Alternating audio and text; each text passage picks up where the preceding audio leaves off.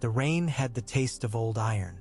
It gathered in hollows of the roots and slid down the faces of the carved weirwood men that were not truly weirwoods, only oak and ash hacked to look like gods. Firelight licked the cave walls and drew shadows long as spears. Arya sat with her knees up and her cloak tight, listening to the thunder roll over the hollow hill like a cart of barrels spilling. And she would have liked the sound if it did not carry the echo of hooves and shouts and the clatter of chains that no one else could hear.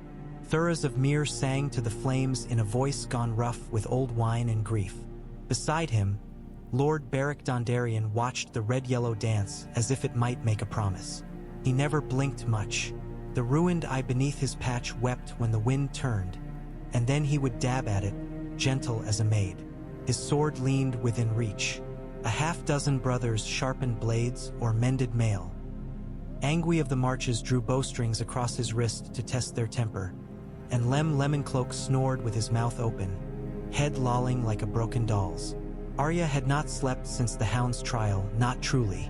She could still see the flash. A lick of white-blue spark, a stink like singed hair, and the big man's sword smashing through Beric's flaming blade in a shower of sparks. The gods had judged, 𝒂𝒂𝒂𝒂𝒔 said, and so they had let the hound go. Arya's jaw had ached from how hard she clenched it. Justice is not vengeance, wolf girl. Tom Sevenstrings had told her, tuning his harp, though they sit at the same table and drink from each other's cups. Justice is making him pay, she had said. She did not sing. She could not. The words would turn to stones in her mouth. Now the fire threw a quivering warmth, and all the smells of men and horse and damp wool drifted together. Gendry hammered in the smithy corner that the brothers had contrived from an anvil wedge pinned between two stones, making sparks fly like bees. The heavy, steady rhythm beat against Arya's bones. He had taken to the brothers as if they were the bare earth where his feet knew to stand. His hands looked right dressed in soot. On the far side of the flame, Lord Beric lifted his head. "No sleep?" he asked, and if she had not been watching, she would have missed that the question was meant for her. "Not for days," Arya said, came out more challenge than answer. "Days enough," Angwi put in, string stretched, head tilted. "You'll shoot crooked with eyes like that. Might bite your own hand." "I don't shoot crooked," Arya said. "Prove it on the morrow," Angwi said, and smiled with the scar on his lip that made it look like he was always mocking something. 𝒂𝒂𝒂𝒔 blew softly across the fire as if it were a child with a fever. "You will dream tonight," he told her. "It is the heat that does it. The cave keeps old warmth.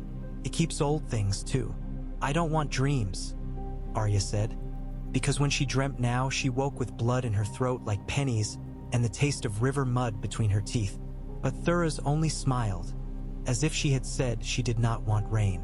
The brothers drew in to sleep, one and then the next like cups stacked inside cups. Lord Beric did not move. He watched the flame and finally he said, "You will stay with us, Arya Stark." He did not ask it. It had not been a question yet, but now it was made into one, brought into the light of words. "I'll stay," she said at once. Before any part of her that wanted to run could find a mouth, she had tried running. It brought her back to cages and closed doors. She thought of the red fork and the gray cold hands that had pawed her at the mill, and she thought of the hound's hard palm closing on her hair and pulling in. "No, I'll stay," she said again, quieter. "You will be safer here than with any lord's men," Beric said. "We have no castle to betray us. We have no banners to mark us. Only the trees know where we lay our heads. And you'll see justice done," 𝒂𝒂𝒂𝒂𝒔 added. Arya said nothing to that. She pulled the cloak up around her ears, lay against a bundle of old sacks that stank faintly of onions and grease, and shut her eyes. The cave hummed. Water fell somewhere in a steady drip. The thunder had gone north. Wind pushed in from the tunnel mouth but could not quite touch her under the weight of the earth. When sleep came, it came swift.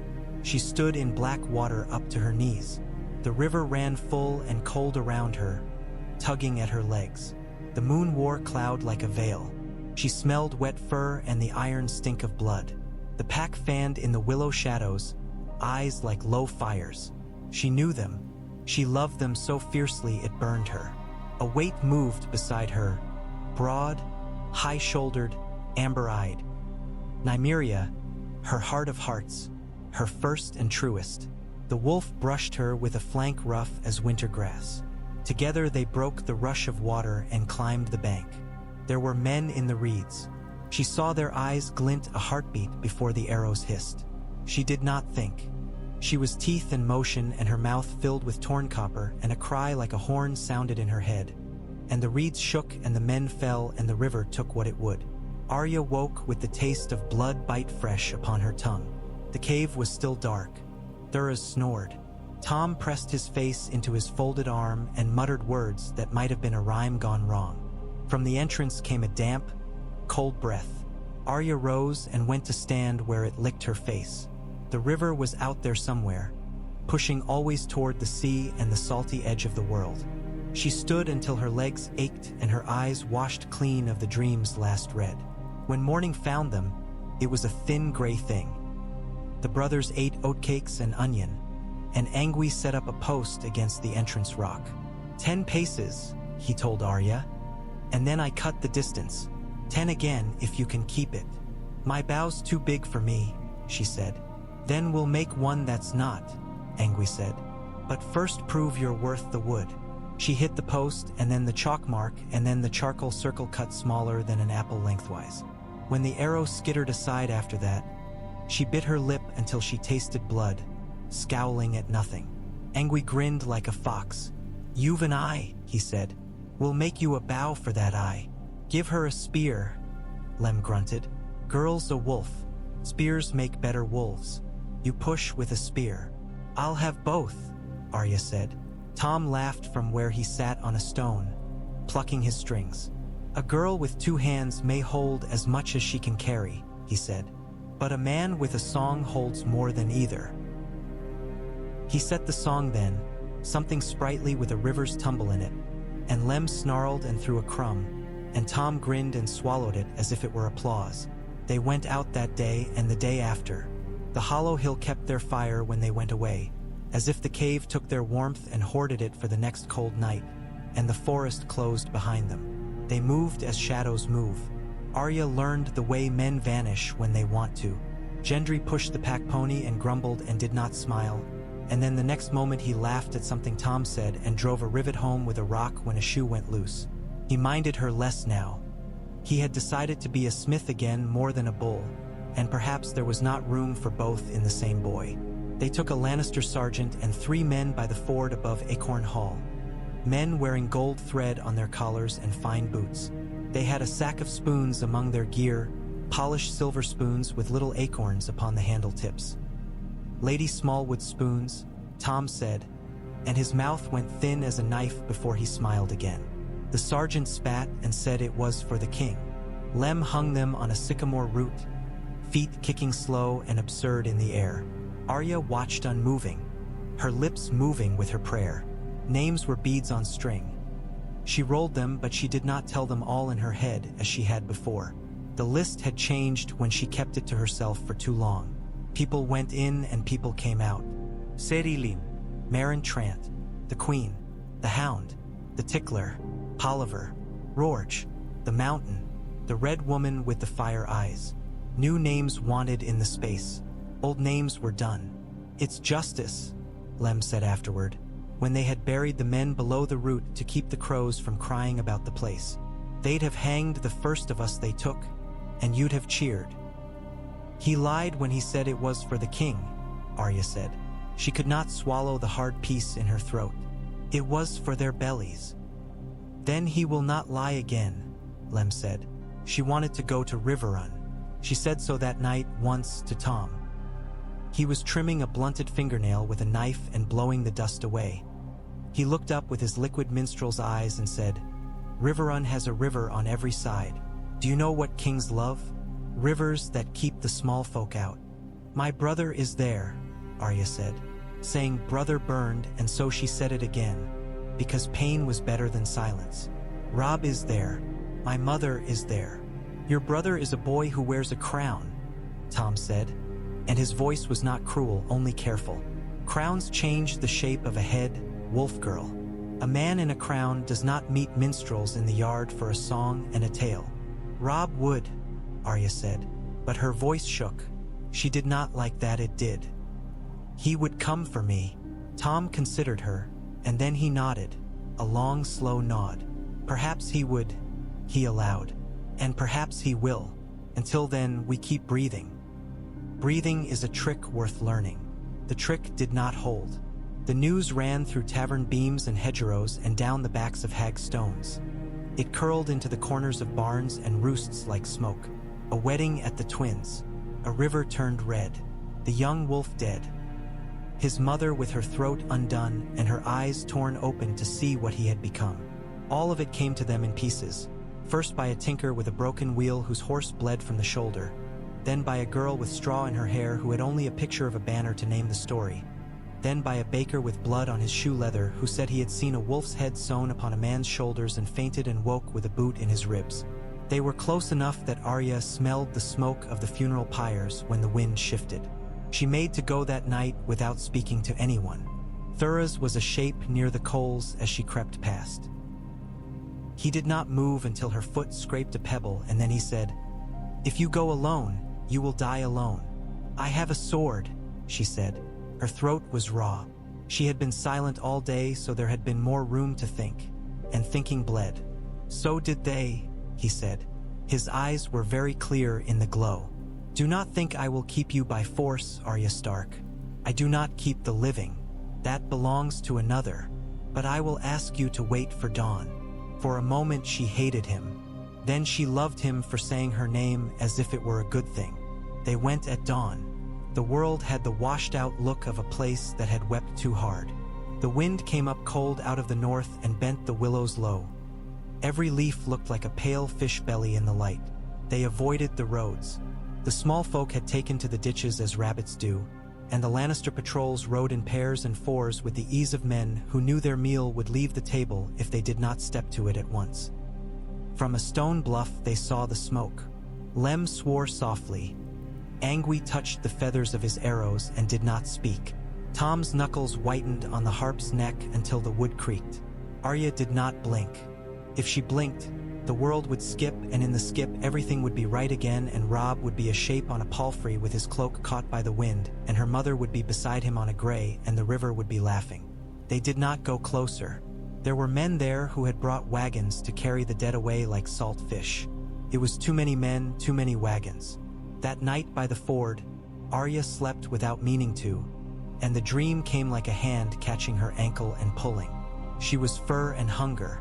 She was the river and its bank and the trees that drank it.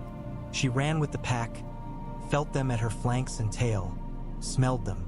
A smell pulled her: salt, rot, blood, a thread of something so hers that it hurt, and she plunged. The water took her weight and twisted it, and she fought it, paws losing purchase on the mud, until teeth met skin and held. The weight was a woman's body, hair trailing like weed, gown snagging on the willow roots. She hauled, closed her jaws again when she had to, and another wolf. Old scar on his nose, a tear in his ear, took a mouthful of cloth and together they dragged. The body came free like a stubborn tooth. On the bank the pack stood back in a circle. Nymeria nosed the face. The river had done its work and left it blue-white. The lips leached colorless, but the hair was red. Men wore little river god charms of willow and bone, and sometimes they wrapped them in red thread for luck. The woman's hair needed no thread. Arya woke on her knees with her hands sunk into the mud of the ford, cold up to her elbows. The dawn was barely a line in the east. Her fingers were numb when she pulled them free. She did not speak. She did not look at anyone. She stood and did not feel her feet. 𝒂𝒏𝒂𝒂 came up from a squatting place in the reeds a moment later and looked at her face and then away, as if what he had seen deserved a curtain drawn over it. They found her 2 days later. The river had been kind and unkind. A fisherman's boy had seen the wolves on the bank and run, and the brothers had gone to look because men who live by trees learn to look when wolves gather. �𝒂𝒂𝒂 stood at the edge of the open place in the willows and made no sound. Lord Beric came last. When he knelt, his bad eye wept. Arya felt as if her bones were water. �𝒂𝒂𝒂𝒏𝒂𝒂𝒂 did not want it done. Arya heard him and 𝒘𝒂💔 arguing low in the dusk. Not in words she could catch, but the shapes were enough. Fire should go to fire, 𝒂𝒔 said at last aloud. Let her go. The Lord of Light's gifts are not coins to throw into rivers. Lord. 𝒘𝒂💔 closed his fingers around the scarf at his throat where the sword had bit years ago, where the scar was always dark, always livid, never old. This is not a coin, he said. This is a debt. They did it that night in the willow place. 𝒂𝒔 lit the fire and stood with his lips moving and his face torn open with something like prayer and something like terror. 𝒘𝒂💔 bent and kissed the woman's brow, and Arya saw how carefully he set his mouth, as if afraid to bruise what could not bruise. He breathed out, and the air around them went strange. Arya felt the hair lift on her arms. The wind in the willows bent the other way. 𝒂𝒔 groaned. 𝒘𝒂💔 lowered his mouth and gave what she had not known a man could give. When the lady's eyes opened, they were not her mother's eyes.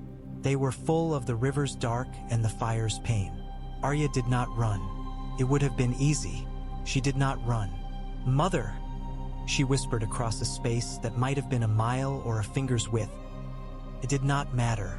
The woman's gaze slid to her as if from very far away, then fixed. Her hand came up slow as a stone sinking in water. She touched Arya's hair. Her fingers were stiff, and one nail had broken back to the quick and bled. Her lips moved. The sound that came was dry. It had to be pulled up from a place filled with silt. But the shape of the name was there. Arya. Arya fell forward then, and her head struck bone when she laid it on that unmoving breast. She had known all her life the smell of her mother's clothes, the cedar from Winterfell's chests, the faint rose petal water. None of it was here. But the hand in her hair knew how to hold her even now. It shook, tried and tried. It did not get easier.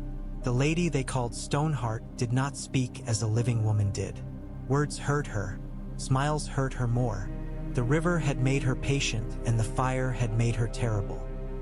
When she gave orders, she did it with a motion of the hand or a look or the brief rasp of a syllable that scraped like a blade on stone. She wore a hood always. The men loved her the way men love a storm god.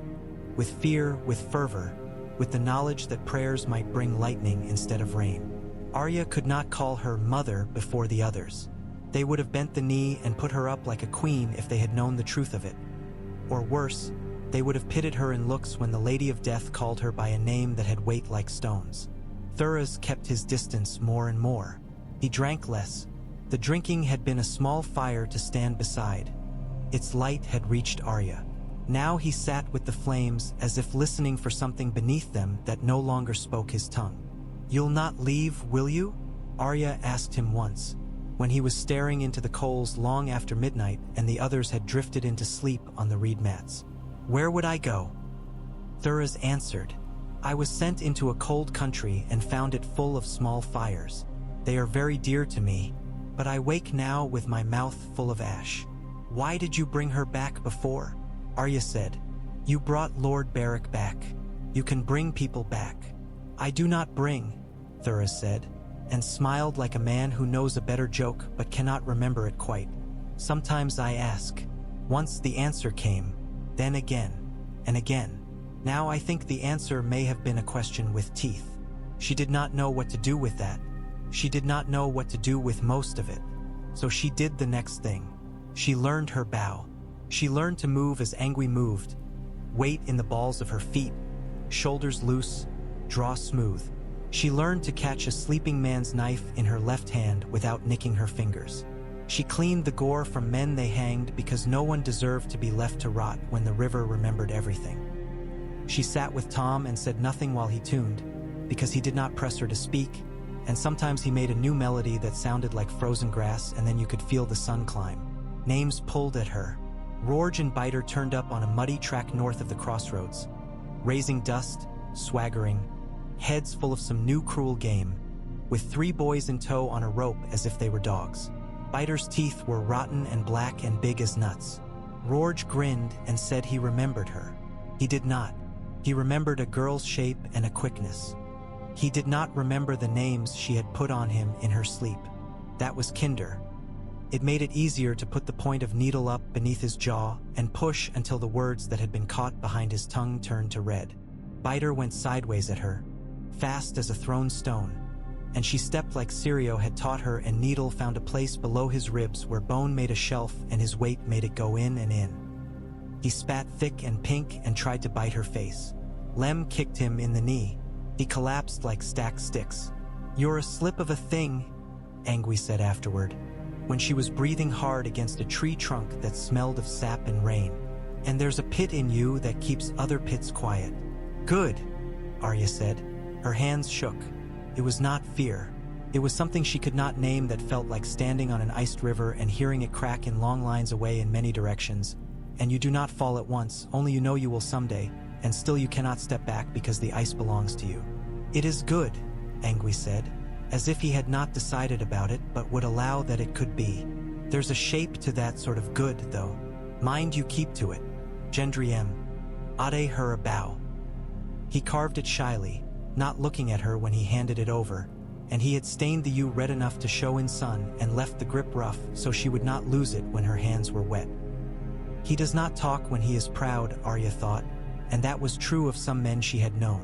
She took the bow without smiling because too much of it would break something. "Thank you," she said. It was the most any gift required. He grunted and picked up his hammer as if he would rather pound the shape of the world until it fit inside his head. The songs changed in the riverlands. Tom had sung courtly love under the high septon's windows once, and songs about maids with flowers in their sleeves and men with velvet. He started making songs about the way frost looked on a spear shaft in the hour before dawn, about the sound of a man's breath when he had run too far with his life held like a child to his chest. He sang about wolves and women with broken throats and about little girls who never had time to become ladies and became something sharper instead. He never made those last songs in front of her, not whole, but Arya heard their bones in the bars he bent for other things. The men of the twins rode out in 5s and 10s, their cloaks water-stained and their eyes quick. Some of them were boys hardly older than 𝒍𝒂𝒂𝒔, eager in the bridle, faces smoothed by the lie that they were doing as their lord required and so were good. The brothers took 5 at a brook crossing and 2 more by the mill road and hung them from a beam that had seen too many such days. Lem delivered the words that Lady Stoneheart wrote with her hands. She did not watch the hanging anymore. After the 4th, her eyes went to Arya and stayed, and Arya looked back until Lem had done with words. The men kicked and went still. The brothers cut them down and buried them. 𝒂𝒏𝒏𝒏 stood with his hands in his sleeves and did not say a blessing. He did not curse either. If he had cursed, it would have been kinder. "Frays are like eels," Tom said once as they sat on a plank above a ditch and watched the wind go through the reed tops. "You cut off one head and the tail wriggles until it is a new eel. And then there's more eel than before." "We'll cut all the heads," Arya said. Tom played a harsh little trilling thing that sounded like laughter. "We'll try. Until there's no metal left in the land." The ghost of High Heart sat upon her hill and wanted songs for payment. Arya went up with Tom and 𝒂𝒔𝒕𝒍𝒂𝒂𝒔 when 𝒂𝒏𝒏𝒏𝒏 said the witch might know something of the road to come, though 𝒂𝒏𝒏𝒏𝒏𝒏 did not like her and she did not like him with a vehemence that was almost fond. The hill smelled of sour earth and old women. The trees at its crown were stumps and twisted knuckles, as if giants had tried to pluck them and failed, and so the trees had learned to cling with a terror that never left them. The little crone turned her blind red eyes toward Arya, as if she saw with salt instead of sight. "She's in you," she said. "The river dragged her through you like a net." Arya did not answer. Tom plucked and smiled and bowed low to hide the way he watched her face. "She hunts," the crone said thinly. "You hunt. Wartblood. Sharp girl. The lamb loves the knife if it's her own hand that holds it." Her tongue licked a cracked lip. "Sing me a song, minstrel. Not of kings. I've had enough kings. Sing me dogs and women with cold hands." Tome 100. He did it with a grace that made even that ugly demand into a shape you might hold in your palm. When he finished, the old woman put her head down on her knees and sighed through her missing teeth. "There is a man with a gold hand walking in armor that does not fit him," she said after a while without lifting her face, as if she were telling them what beetles said to the roots. He smells of fear and pride. He will loose and bind. The river will talk to him. It will not say what he thinks. Her head turned a little. There is a maid who was a maid and will be a maid. But the wolves do not know her. Her hair is brown. Tell your cold lady not to pull too hard. A rope frays where it rubs. What of me? Arya asked, though she had not meant to speak. The words came out. What of my pack? The old woman's mouth folded upon itself. You have more names than I have songs, she whispered. None of them are yours. Wolves will follow a blood-wet child until the child forgets they have teeth. Choose soon. On the way down the hill, क़𝒔 spat and said the old things were like nettles. They made you itch where you could not scratch. Tom did not speak. He had laughter in him like a pocket full of coins, and he wouldn't spend one of them. Night after night, Arya dreamed of the pack. She did not try to stop the dreams anymore. She learned to lean into them at the last moment, when the dark sucked her down, and to reach for the shape she loved most. Nymeria came, sometimes close enough to smell when she woke, as if the world were only a thin skin and the wolf's breath could press through. The day she found Nymeria in waking, summer had died and the oaks wore a tired green edged with rot. The Brotherhood had camped near a fox-burrowed bank and Gendry was cursing a twist in the iron. He could not set straight without a proper fire. And Arya took herself away because his cursing made a hot knot tighten at the base of her throat that had nothing to do with him. She followed a deer track into a place where the sun could find the ground, and the little ferns there made a lacy green. The air was the good kind, deep and damp. She crouched and watched a beetle globe itself along a twig. The beetle froze and the air changed. Arya did not hear anything. She felt it. A presence, a weight moving nearby, not loud, not soft, simply there the way a boulder is. She turned her head and found amber eyes watching her from the fern shadow 20 feet away. Everything that mattered in her life happened twice, once badly, once right. She put her hand out slow. The wolf stepped forward, not as a dog comes, tail wagging, but as a queen might, each motion chosen. No need to prove anything. No need to beg pardon for the ground she took. Her coat was thick as a winter hide, gray and smoke and shadow and starlight. Her scarred ear twitched. Arya could not breathe for a heartbeat and then another. The wolf's breath washed her hand, warm, sweet, rank, whole. She made no sound when the wet nose touched her palm. The first sound she made came later when the wolf pressed that great head into her chest with a weight that knocked her back a step and then held her there. It was a sound like a child being born in winter and opening its mouth to cold air and finding it good. Nymeria, she whispered into the fur, into the heat, felt like speaking into her own body. Nymeria. Later, when she came back to the camp with the pack ghosting the edges of the trees, the brothers froze. Nobody reached for a weapon. Men who live long learn when a knife will do no good. Lady Stoneheart stepped from the shadows like a thing that day had made a bargain with. Her head tilted. Her eyes on the wolves were not the eyes of a dead woman. They were the eyes of a woman who had loved the north and had the smell of snow in her clothes from seasons upon seasons. Arya brought the wolf to her anyway. She set her hand on Nymeria's neck and walked forward. She did not speak. The lady did not speak. She lifted a hand and the torn fingers touched the thick fur as if testing the weave of a blanket. The wolf stood and took it and did not flinch. When Nymeria went with her to hunt, the world was new. They moved as the river moves under ice. Quiet, certain, swift where the channel is deep. Men did not see wolves until wolves wanted to be seen. They came into a fry camp on the slope above a ferry crossing like a wether. The guards had a cook fire too big and too careless. The meat on the spit burned black on one side and bled at the bone on the other because they turned it only when the fat caught and made them yelp. क़𝒔's arrows drummed softly as a finger on a tabletop. Men folded like walking shirts without bodies inside them. Arya went low and fast. Needle kissed the hamstring of a man who had his hand on a horn. He fell with a cry that broke in the middle when Nymeria's teeth clasped his throat like a lover's hands. Someone ran with a pennon half raised and took 3 steps before he learned he had no wind left with which to run. The cook fire coughed sparks into the dry grass and the brothers were gone before the grass had burned out its little hunger.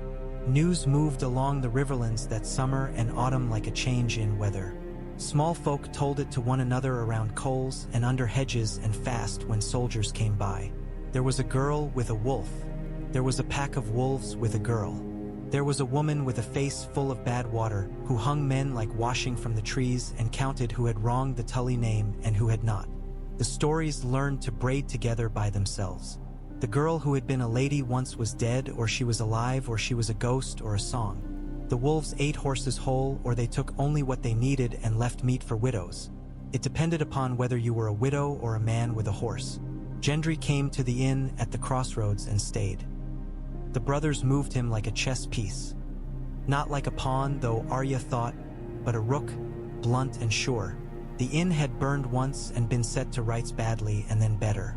There were chickens that went where they pleased, and a hound that slept with one eye open, and a girl behind the trestle who had hands that knew the measure of dough. Gendry liked it. He would not say so. He beat the iron and made nails and mended shoes and set new ribs in a barrel that leaked and watched the road with his jaw tight. Brienne of Tarth came when summer was not summer anymore. A great blue shape on a tired mare with a boy trailing behind and a sword that she wore as if it had grown out of her hip. The men at the inn stood back and watched her as if watching weather. When she put her coin down for ale, her big hand looked clumsy next to the little mugs. Arya watched from the loft, lying on her belly. Gendry offered to mend a cracked link in the woman's mail and did not say that he was making an excuse to get closer. He had a kindness for big, wrong-looking things, she realized. He had been one. The woman's face was plain as bread, and she had a light in her eyes like the one Thuras had when he spoke of the Red Temple's high burning hours. She asked so many questions that the innkeep's patience grew brittle. She asked with care, though, as if trying not to break the world with the weight of her need. Most men who ask, Arya thought, had the breaking inside the question. Podrick Payne watched everything and nothing, the way boys in new armor do, hoping to be taken for men and hoping not to be taken at all. He stared up into the rafters only once, and Arya lay flat as a lizard and did not breathe. Brienne left with nothing for the quest in her mouth that tasted of honor and salt. She crossed the Trident on the ferry and did not look back. Arya went down to Gendry's forge in the evening when the air held heat like a stone and said, "She's going to get herself killed." Gendry grunted and hit the iron. Sparks jumped. "She is. Or not." He raised the hammer again. The world's full of that sort of thing. Arya wanted to go after Brienne. She wanted to see what it looked like for a woman to carry a promise like a blade's shadow. She wanted to warn her to keep clear of the trees along the old King's Road where they bowed and whispered and sometimes tightened their hands. But she had a different promise to carry. When she slept, the lady came sometimes, looking down at her with that black water stare and touching her hair with a motion so careful it made her throat ache. And men still needed hanging. One night in the old quarry where they had strung a rope between stone teeth and made gallows there, Lem hauled up a man in a brown cloak with a feather sewn to it. The man's eyes were big. He had a bald patch at his temple where a helm band had rubbed. He had a scar under his jaw, white as a milk line. "What have you," Lem began, "to say for yourself, you who rode with the phrase at the crossing, you who—" "He did not," Arya said, and did not know why she said it until the man's gaze jerked to her and something in it said, "I have not eaten in 2 days. I am sick with fear. I am alive." Lem snarled and did not turn his head. "You'll charge words now, wolf girl? Leave the words." Arya stepped close enough that the man's breath heated her cheek. She smelled onions on him, and old grease, and the clinging stink of river. She said, "Your boots are wrong." "Boots?" Lem said. "7 take your—" "They're red fork clay up to here," Arya said, marking with a finger just above the ankle. If he had ridden to the twins 3 days past, it would be dust, not clay. The rain came after. He's lying about something else. Not this. The man jerked, then sagged. Lem swore and jerked the rope loose. The lady's eyes were on Arya. They did not change. They never changed. But she lifted a finger and the rope dropped. The man fell. He knelt there with his hands on the mud like a dog. He was crying under his breath without sound. Thurza's fire popped and made the only talk for a long time. After that, the brothers brought her to their judgments more deliberately. Men said their truths and their lies with the same mouth, and most days Arya could hear which was which. It did not feel like magic. It felt like having lived long enough to know what a bad story sounds like. Sometimes the lady overruled her. Most times she did not. Nothing made it easier to watch the 𝒘𝒐𝒍𝒇 become stillness. She kept her wolf with her when she could. Men do not scream as loud when a wolf is watching them. The throat does something else, as if remembering other winters. Jaime Lannister came into the Riverlands like a man walking into a room where he had broken something once and hoped no one had noticed. He had a new hand of gold that caught the light. Men talked of it as a joke until they had seen it, and then they spoke of it as an omen. He rode with too many men and too few, and sometimes alone. The stories could not decide. He went to Harrenhal and then away, and then to Riverrun under a peace banner and out again. The river said different things to him depending on who listened. Arya watched him once from a ridge where the pines leaned. He talked to the blackfish with his face thoughtful, and then with his face hard, and then with his face soft again, and the walls made the answer. She said nothing. She was not a knife that day. She was a pair of eyes. Sometimes that is harder. Brienne came back. She came back with a rope about her neck and blood in her mouth that had crusted black. The brothers brought her by night. The lady's orders had gone out in silence, and the men who had gone to fetch the woman had gone with a certain taut anticipation that made Arya's stomach go tight. Brienne did not beg. She looked at the lady and then at the rope and then at the lady again, and the light in her eyes did not break, though it wavered. Lem said names. The names were a net thrown over a boat. The boat thrashed and did not break the net. "She's true," Arya said before she had any right to say it. No one spoke. The night had a small, cold smell. "She's true," Arya said again, and set her hand upon needle but did not draw. She would sooner cut her own throat than sell a girl to a fry. "You can see it if you look." Lem spat. "I see a woman who carries a Lannister's sword." Arya walked forward, and the rope put its rough smell in her nose. Brienne's face turned slightly, as if to see her through the swell where a fist had made her eye a tight, blue slit. The woman's mouth tried to shape words and failed. "She's true," Arya said, and looked to the lady as if into a mirror she did not trust. For a moment nothing moved. Then the lady lifted her hand a finger's width. Then another. Lem swore something that had two gods in it and a curse that was not a god. He loosed the rope. Brienne fell to her knees so slowly that it was as if the rope were still tightening, only toward the ground. The lady's gaze did not leave Arya's face. There was no approval in it. There was the river and the winter bank and the sound the ice makes. But Arya thought she felt something move like a slick of warmth under the silt. Or she told herself she did. Some lies are the kind you feed yourself, and if they keep you from drowning, you pay them gladly later. In the days after, Brienne sat on the steps by the inside and drank water and watched the road and said little. The boy Podrick hovered with his hands, always almost doing something. Tom brought his harp and played quiet, and the woman listened as if the notes were a map. Arya came and sat once and did not speak. After a while Brienne said, "You stood between me and death." "I stood in front of a rope," Arya said. "It might not have mattered." "It mattered," Brienne said. Her voice was still not right. "I have been looking for your sister." "Everyone has," Arya said. She did not say more. "You learn. Gendry created a nail that did not bend." He held it up in the light with a satisfaction that lived easier on his face than any smile. "I can make 100 of these a day," he said. "You'll make 100 today?" Arya said. And he snorted and swiped his wrist across his face to push the sweat into his hair. There were battles without banners. There were robberies on the road that looked like justice until you were the man standing in the dust with your hands up. There was a winter that came earlier in the hollows than it did on the heights. The wolves grew thicker coats.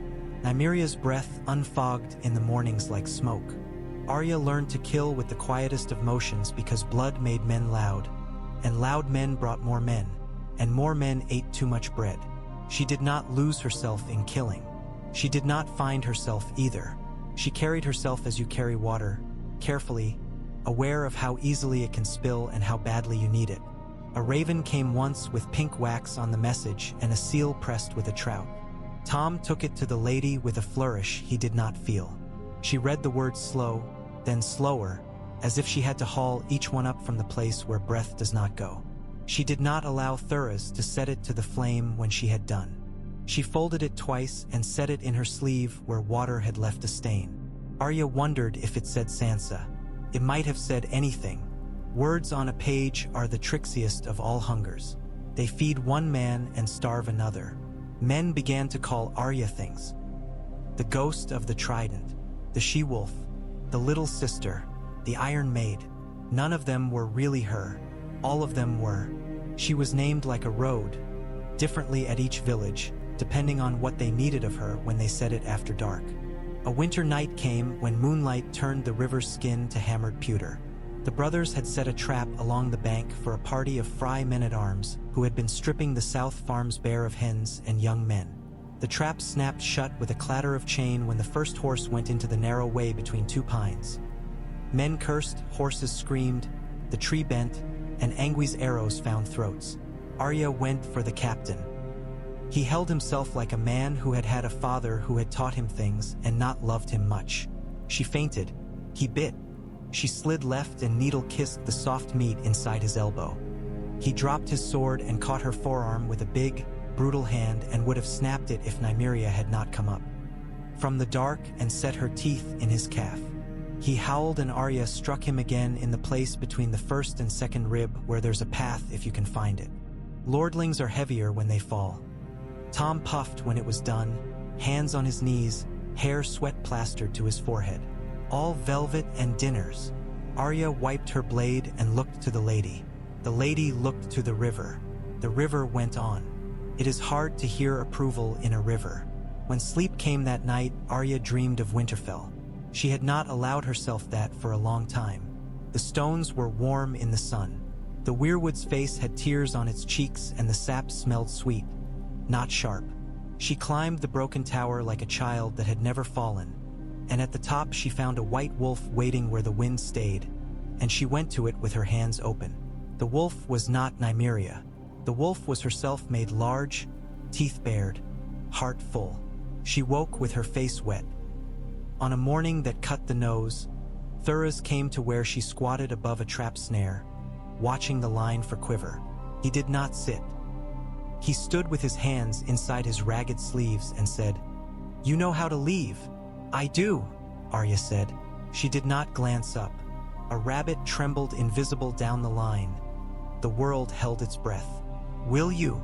"I do not think so," �𝒂𝒏 said. He laughed softly. "I was a poor servant and the god has found a better lord to bleed. But I worry."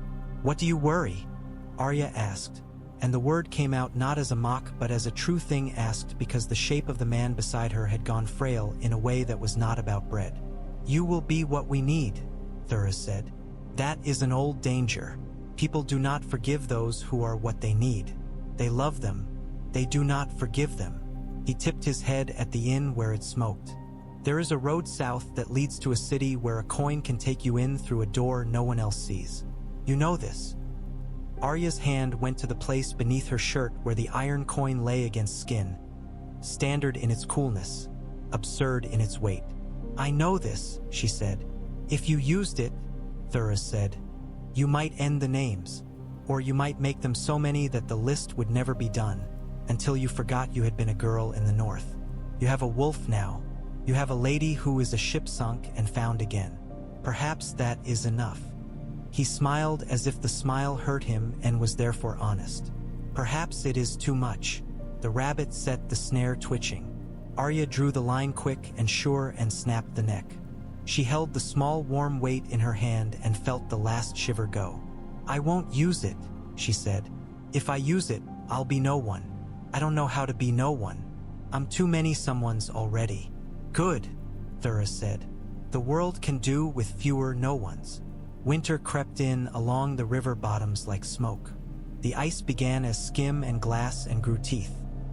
The wolves wore winter like a cloak. The brothers moved less. Fire made them mean and fire made them kin. Both were necessary, neither looked well if you looked too long. Arya laid her head on Nymeria's side at night and felt the wolf's heart slow and the breath go in and come out and thought, "It is a miracle the heart remembers. There were Freys yet. There would be for a while. There were Lannisters who rode with stiff pride and swore they came as peacekeepers to a countryside that grew no more peace than barley now. There were small lords who bent like reeds and small lords who broke like sticks and small lords who cut like knives. There were women with empty hands and men with empty eyes and children who learned to make their mouths very still. There were songs. Tom made one about the night the wolves crossed the frozen ford and took a sheep from under a shepherd's nose, and the shepherd laughed because he had not laughed in months and the laugh had to go somewhere.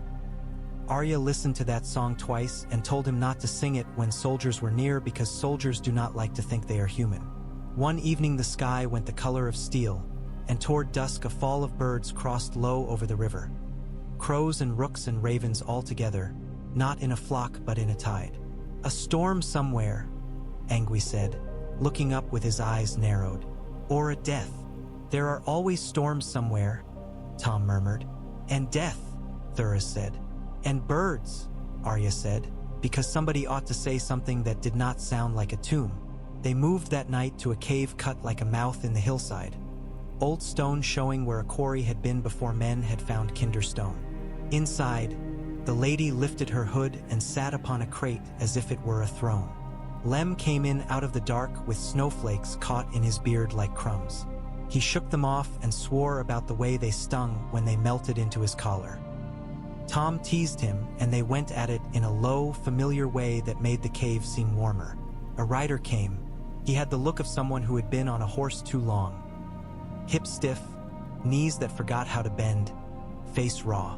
He wore no sigil and no colors. He had a scar on his lip that turned his mouth into a permanent start of speech. He said there were men hanging children in a birch wood near Featherbed because the children's fathers had taken bread from the wrong hands. He had learned to speak without moving the muscles in his cheeks much. Road sense that kept your face from freezing when it wanted to. "We'll go," Lem said without looking to the lady because he knew. They went under the falling snow. Came big and wet and slow, flakes fat as moths. The birch wood stood white against white, so slender that the world looked made of bone. The men with rope thought they were safe because they were doing the Lord's work. They had not yet learned what kind of work the river makes of men when it has had enough. Arya stood beneath a tree where a boy's feet were kicking slow in the air, each kick smaller than the last. The boy's eyes rolled toward her and showed white around the iris like slivers of egg. She put her hand on his ankle and felt the rough dark of mud on skin, the tiny bones hard under it. She looked at the man with the rope's free end in hand. He was long-nosed, his hair the color of wet straw, his knuckles chapped to blood. He had a ring on his little finger with a bead of polished brown stone set crooked in it. She saw he was someone's brother. It did not matter. "Cut him down," she said. The man swallowed. "Orders. Cut him down," Arya repeated, and her voice was not loud. She did not need loud. "Now." He cut.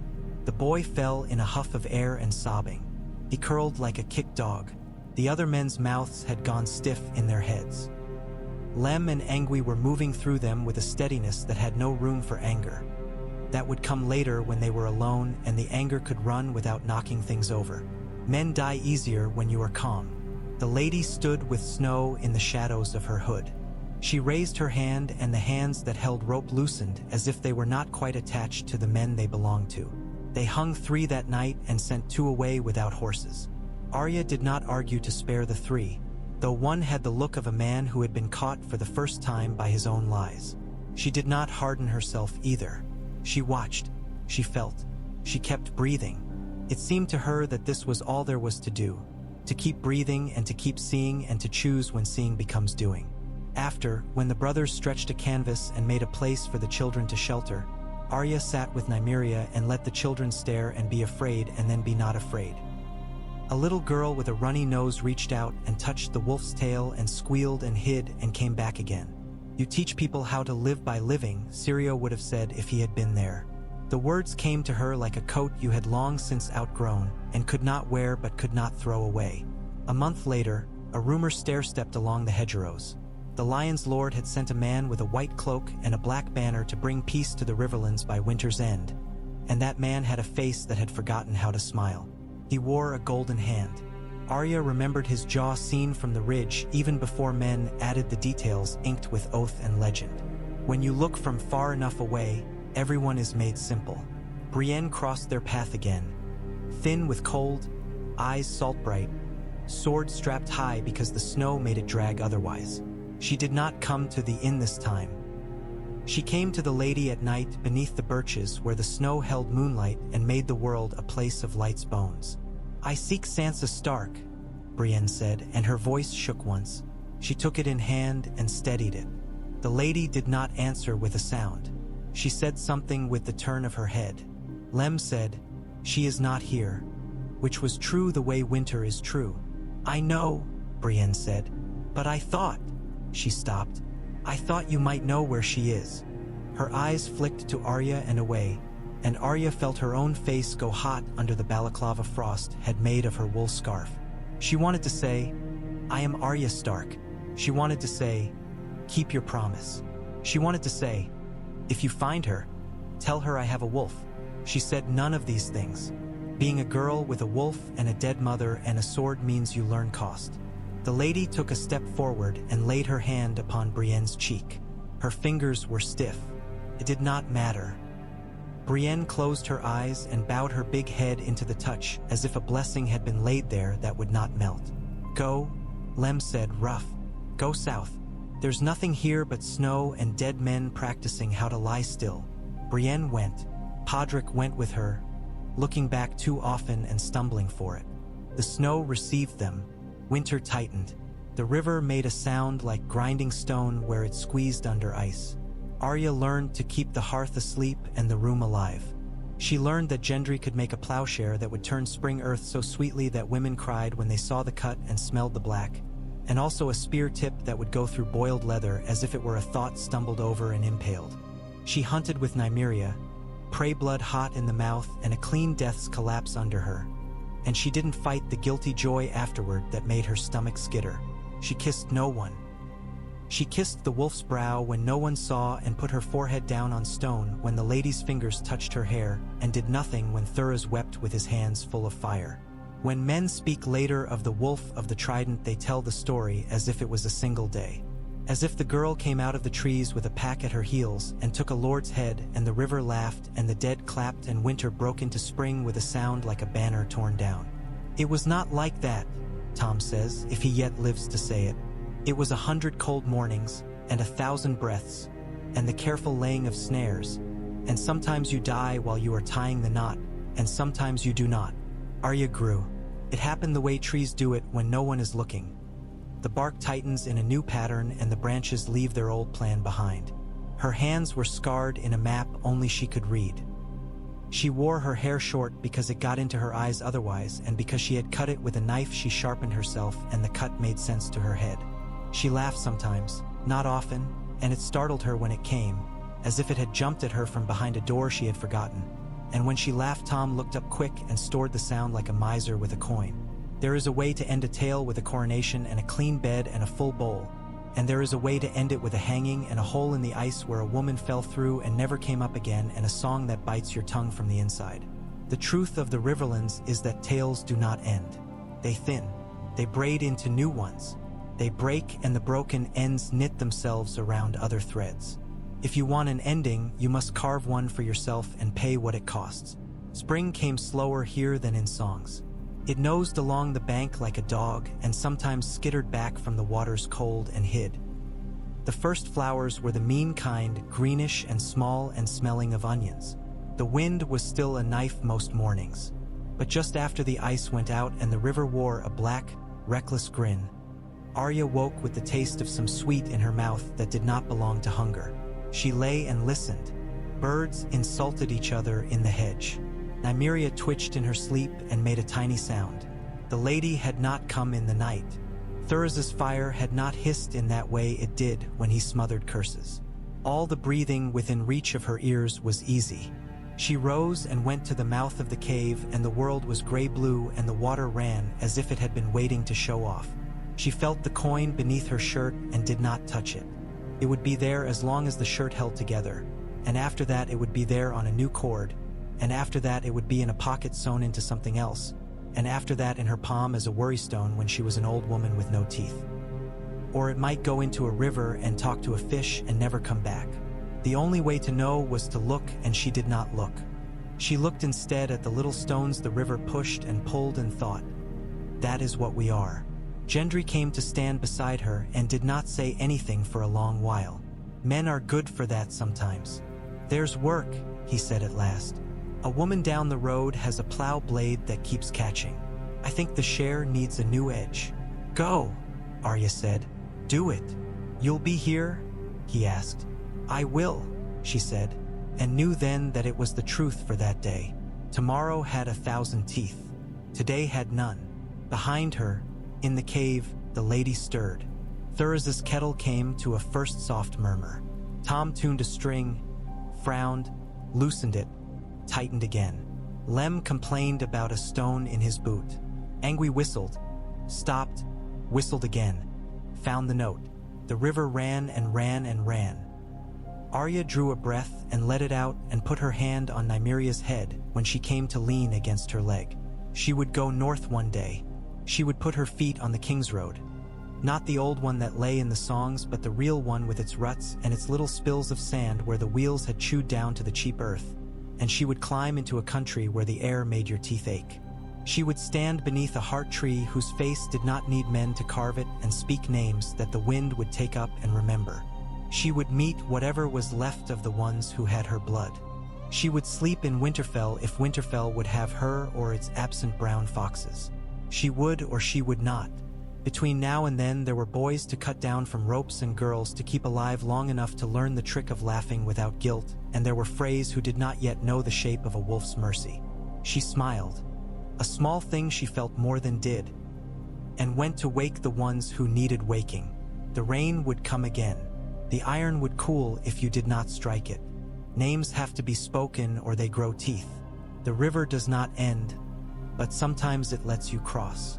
Word came upriver in a boat rowed by 3 boys and a man with his arm bound into a sling.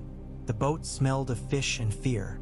They had pushed off before dawn at Saltpans, the man said, when the tide went from the bay, and they had not looked back because smoke made a wall behind them and roofs fell in with a sound that made the throat go small. He kept touching the sling as if it were a pocket where something precious might be, though it was only his own hurt. It was the hound. One of the boys announced, eyes too bright with the story to see it still bled. The hound with a pack of dogs with men's hands. It was a helm with a hound's face, the man said, and the words fell like rocks struck together. The man inside could be anyone. He laughed when the baker begged him, and he took the bread anyway, and then he set the straw with a brand and laughed again. I will know that laugh at the end of the world. Lem stood with his mouth tight. The helm sat on a shelf above the forge in the inn, propped on a bit of wood like a skull waiting for a jaw. Rorge had worn it when Arya put needle into the place under his chin. No one had asked why Lem took it. Some things you do not ask about because then they have to be named. Not him, Lem said now, staring at nothing as if the words were for someone who could not see him. Not him. The helm did it, Tom murmured. That is the trouble with faces men can put on and off. The lady watched without watching. She did not sit. She stood with hands at her sides as if she were ash that had forgotten how to float and chose stone instead. When the man had done, she raised one finger. Lem reached up and took the helm down and held it in both hands a long breath as if it had heat in it, and then set it carefully on the earth at her feet. Do we bury it? 𝒂𝒔 asked. We hang it, Tom said, and smiled sadly toward Arya as if hoping she would forgive him for the jest. Hang it where the road goes past so it can learn what a neck is for. The helm went that afternoon to the old King's Road, to a limb of a tree that had stood through so many kings it had stopped counting. They hung it with a length of rope and the wind rocked it with small, angry sounds. Men who came by would see it and wonder, and some would be afraid, and some would be scornful, and none of it would change the smoke still standing above Saltpans like a wall. But symbols are also snares. They catch what cannot be caught with hands. Arya went to the bank and knelt and put her fingers into the river until they numbed. Nymeria nosed her shoulder and huffed and lay along her back in a way that made Arya laugh in spite of herself. The great weight draped like a cloak with a heartbeat. "We will go," she told the wolf, though she did not yet know where she was making a promise toward. She only knew that the story the boat brought had a shape in it that wanted touching. They set out under a sky that had already forgotten how to be blue. 𝒂𝒐𝒍𝒇 said the name of the place once, softly, as a man speaks of a woman he had known in a different summer. "The quiet isle," he said. "You will not find it if it does not wish to be found." When Arya looked at him, he shook his head. "I am only telling you a name," he said. "The tide does what it likes. We go to salt pans first. We smell the smoke." They moved fast. The river ran fat with melt, and men who hid in the hedges turned their faces away because a wolf that large running at a girl's knee makes the mind revise its plans. When they reached the low country where land gave up and let water take it, the air changed, tasted faintly of rot and salt. The sound changed too.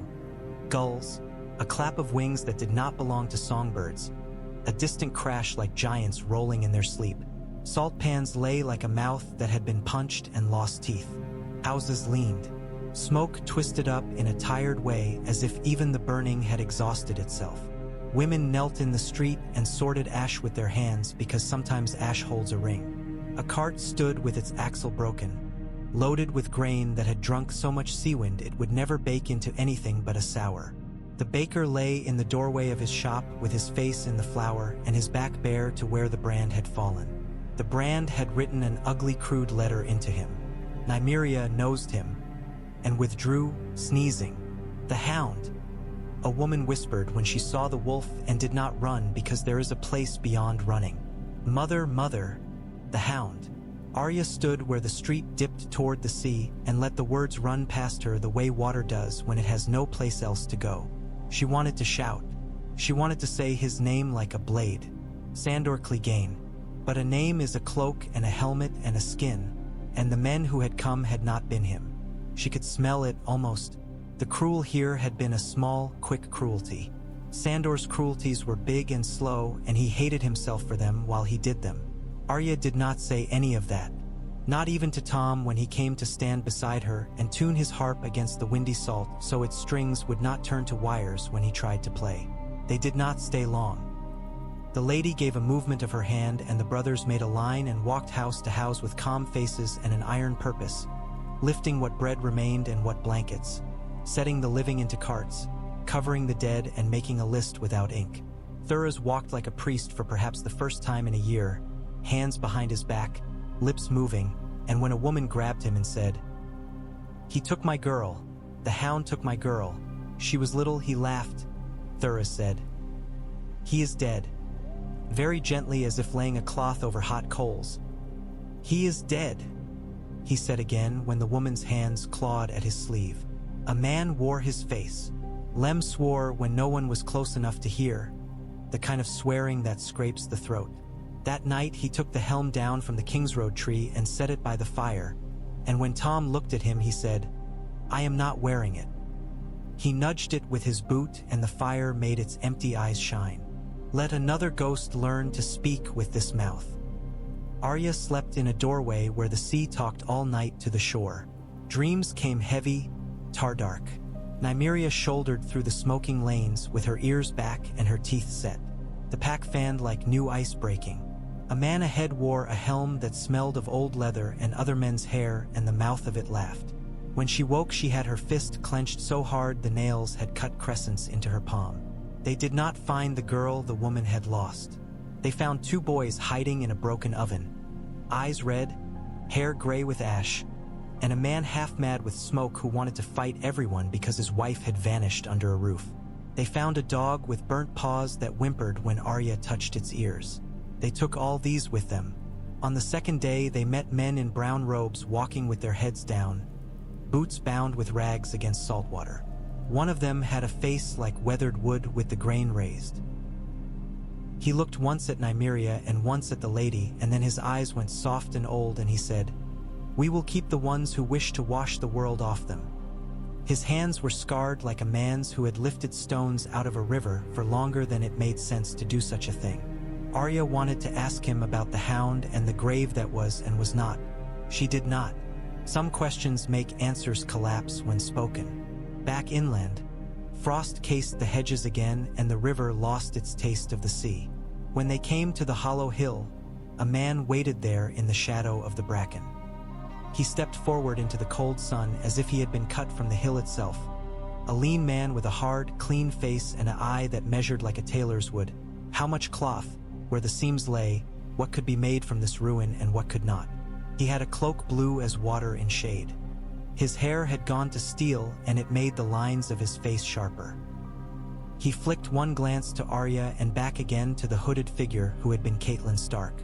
Blackfish, Tom breathed, half to his strings, half to the air. Ser Brynden Tully put his fist to his breast and bowed as a soldier bows, with nothing humble in it and nothing proud. "My lady," he said. There was the smallest roughness when he said the word, like a net caught on a rock. "The river has had its way with all of us. It does not ask leave." The lady lifted her head. The scar at her throat pulled. The sound she made was not a word, not first. It was a rasp, a shard of sound. Then a syllable came that could have been yes.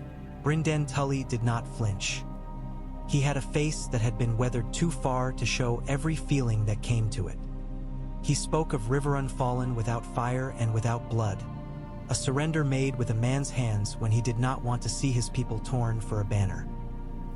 He spoke of Edmure sent to the twins under guard and his wife's belly round with Tully's heir, and of Freys who boasted crude and wine about the name they would give the child, as if an unborn could be mocked into changing fathers. He spoke of small lordlings who had bent to lion and trout both and now set their mouths to either teat depending on who rode by. He spoke of Lord Blackwood holding at Raventree with ravens fat as cats and a heart tree that the brackens would cut if they dared. Only they did not dare because even that much old gods frightened men who had laughed at such things all their lives. "We take them in tens," Lem said. "We hang and bury and the roads forget. It is not enough." "It is not," Brynden Tully said. "You will have one that speaks louder." His eyes were the river when it runs through pebbles, hard and full of motion under the skin. "Ryman leaves the twins this fortnight for Seagard to carry tidings and to shift hostages, if the talk has it right. He is fat with pride. He will have wagons, whores, wine, and arrogance. He will have fewer men than sense would warn him to bring, because sense is not a drink he likes much. He will have a road to cross near Oldstones where the river comes close and the hill comes closer. If something were to befall him there, it would be the kind of message that even oafs read." Tom's fingers found a tune without him choosing a song. Oldstones meant Jenny to men who carried harps. It meant a rookery of broken stone, a king dead so long the ground had learned his bones' weight, a circle where wind spoke better than voices. Arya felt something in her chest stir with the word, as if the stones remembered her father's voice and were now turning to listen again. The lady's hand moved a fraction. Tom stilled his strings at once. Brynden Tully's mouth tightened as if he could smile and had forgotten how. "I will bring men who still trust the fish more than the lion," he said. "Not many. Enough to hold a ring if a ring is needed. If you will have them." Arya spoke before Lem could clang and before Thuras could caution. "We will have them," she said. The lady's head turned toward her, the dark eyes full of river. The look did not say yes. It did not say no. It said, "You have your father's mouth. Plans are a kind of winter craft. You lay them out plank to plank, you whittle and shift and bind with iron, and before you push the boat into water you know where the first leak will be and where your feet will slip, and you push anyway because the river will not wait for you to grow gills." They sent Angui to watch the road above Oldstones, where the trees thinned and the river coiled like a slow thought. They sent Tom to sing a song 2 towns upriver that made mention of Ryman's taste for girls with black hair and eyes like plums, knowing that such songs find ears and bring the men who want to be in a song into a song.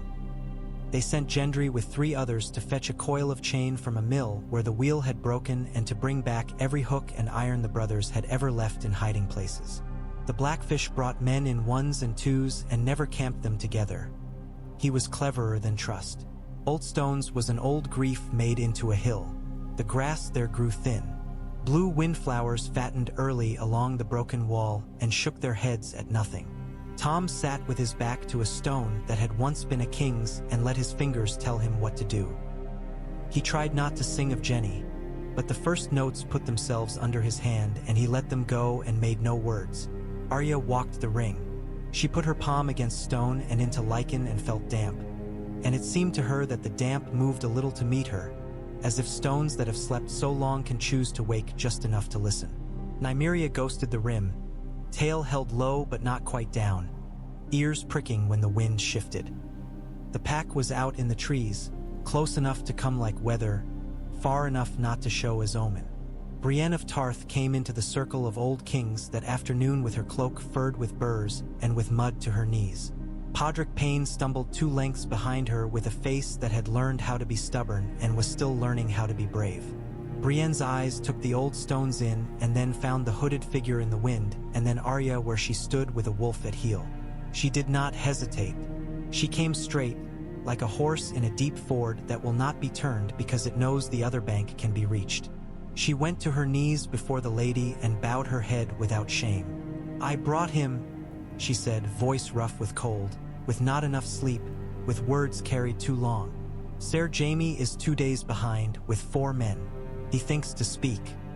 He does not know to plead." She lifted her face, blue eyes quick and hard and open all at once. "If there is a chance to buy lives with words, we should take it. If not," her throat worked, "if not, I owe you more than mine." Lem made a noise deep in his chest. Arya did not look at him.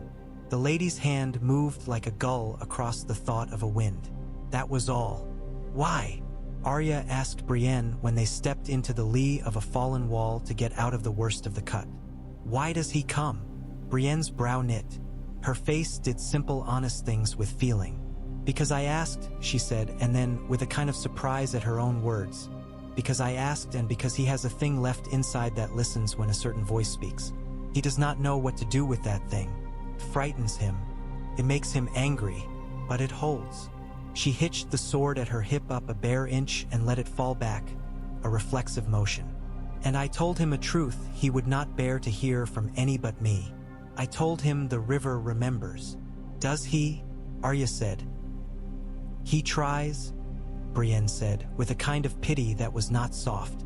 "For a man who spent a life hardening, trying is new. New things are not tidy." The second day, Angwy's pigeon came with its leg bound to a string. The paper said only hooves, too many to count, too few to be caution. Arya took it to the lady, and the lady touched it as if paper had learned to cut. Thuras stood with his mouth a line that kept wanting to open and did not.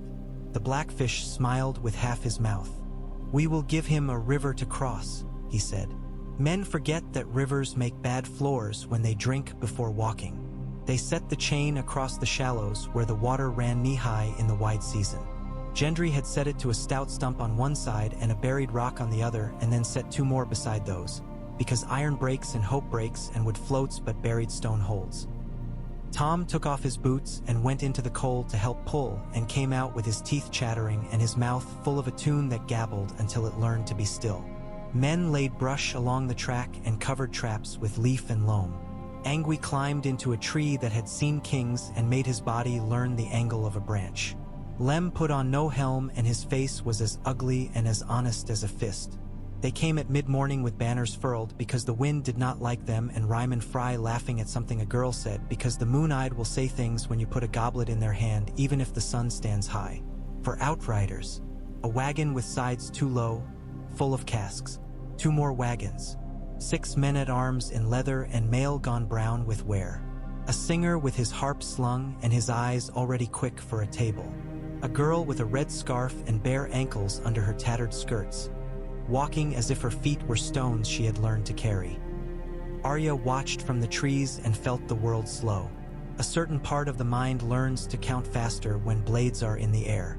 She did not let that part speak yet. She let the part that smelled watch. Horses' sweat smells like summer if the men atop them will not kill you. These smelled of salt meat, stale wine, and bad jokes. The first horse went into the shallows and the chain came up sudden as a snake. hoofs tangled. The horse went down with a cry, surprised at its own throat.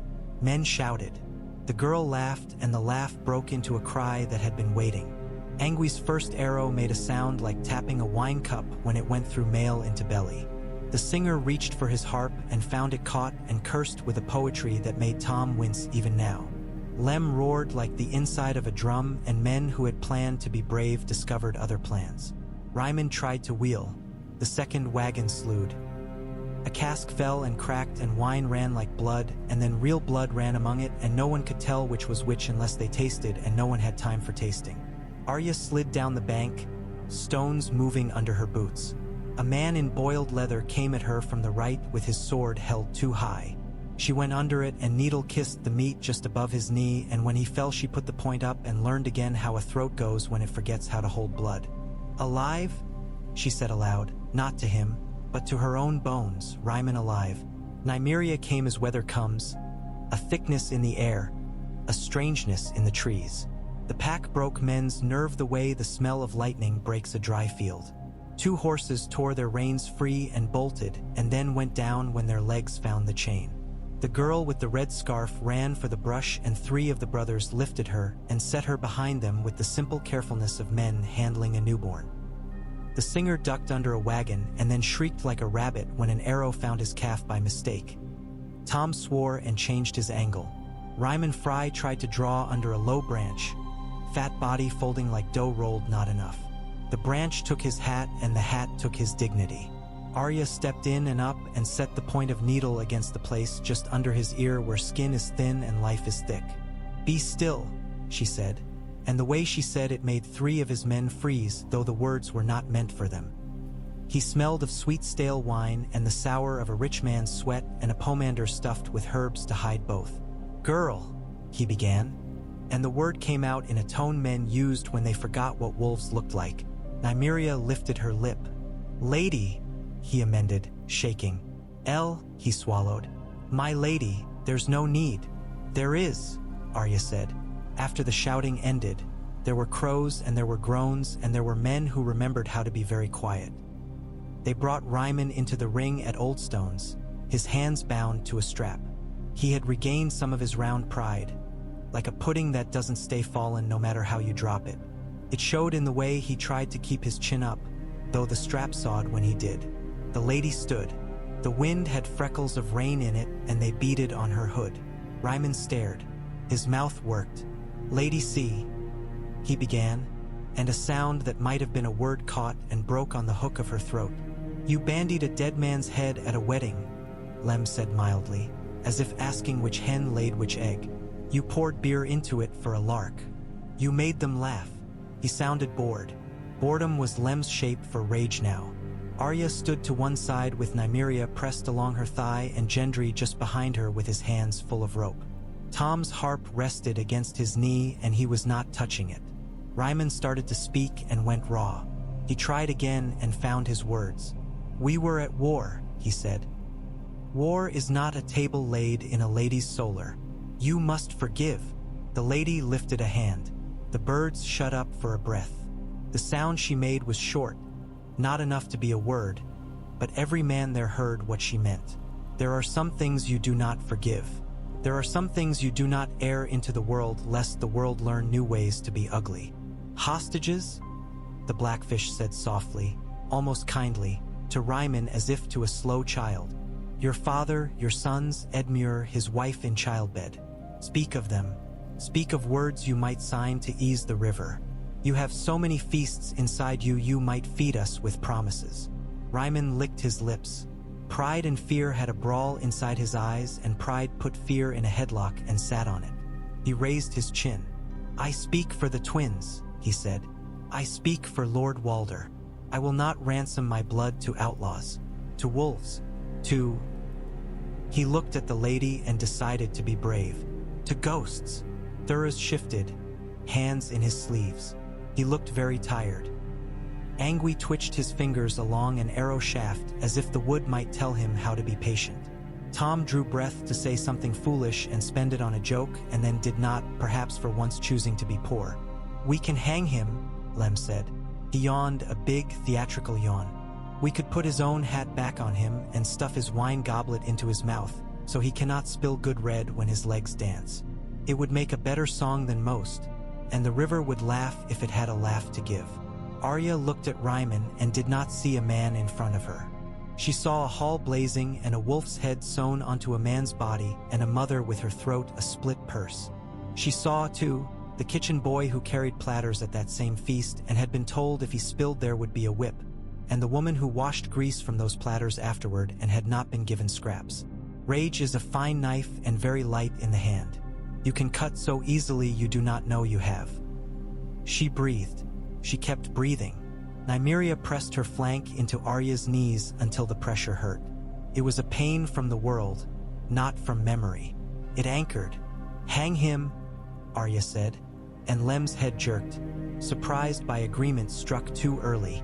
She went on before anyone could move. "But not until he has written what we need him to write." Ryman spat. The spittle caught on his lip because his mouth had learned to be a fool. "I'll write nothing," he said. "I'll piss if you'd like. That is what you'll get." The lady raised her hand. Gendry tightened the rope. Ryman choked, coughed. His face went a purple that made the eyes look pale. Arya waited until the moment just before the moment when the eyes would start to go strange, and then she nodded. The rope loosened. He gulped air like a man dragged out of a cold river. "You will write," the blackfish said, soft. "You will write what we put in your hand, or you will dance early. You will sign with your name and your father's name if you like, and with your son's. You will order that the gate of the twins open to a small company under a peace banner, a party with a midwife and 2 old women. You will order half the hostages, women and children, brought out into the yard to be counted. You will order wagons. You will order that all of them leave under the fish and the Seven's Eye and go downriver to 𝒐𝒔, where they will be fed. If they are not in 𝒐𝒔 with the second moon, I will send your head back with a rose in the mouth. I hear your house likes roses." His mouth tried to smile, could not quite. "My niece would like a child who knows bread." Ryman stared. You could see the arithmetic labor inside his skull. He counted who would come for him if he died. He counted who would laugh if he died. He counted the way fear tastes when you have not chewed it thoughtfully before. He said, "Lord Walder will. Lord Walder will not live to see the spring push the willows," the blackfish said. "The river has been patient with him. He mistook patience for love." Ryman's mouth went loose.